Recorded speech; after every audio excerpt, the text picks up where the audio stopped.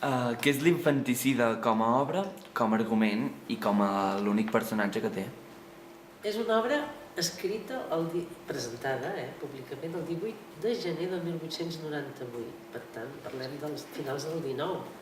120 anys enrere. El seu llenguatge i la seva narració, perquè clar, és un monòleg que explica, a part d'actuar, explica, no?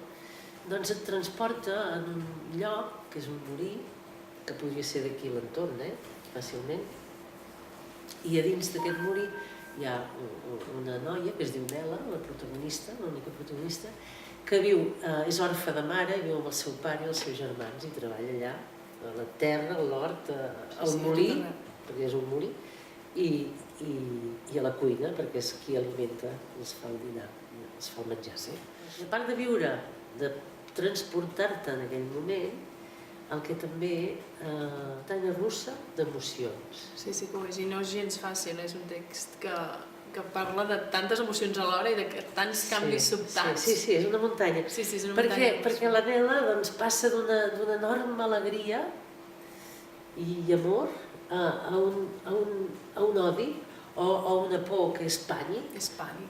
O no sé, és totes les emocions que tenim les persones que passem. Podem passar en diferents èpoques, diferents moments. Doncs aquí en la infanticida estan concentrades. Jo penso que a mi interpretar la Nela em fa ser més humana, perquè passo en poca estona per totes aquestes emocions. Sí. Fa viure.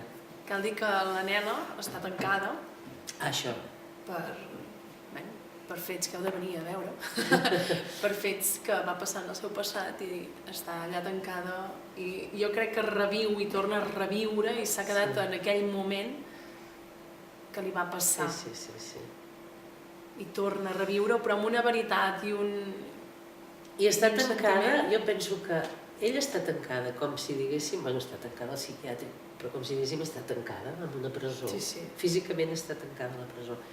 Però el que penso que és més dur i que és el més dur que li pot passar a una persona és estar tancada a dins de la teva pròpia ment, que és el que li passa amb ella, que fa un bucle d'aquestes emocions i si ara la Nela la van tancar als 20 anys i jo en tinc uns quants més, doncs representa que ara reviu aquestes emocions constantment i per tant està empresonada en aquest.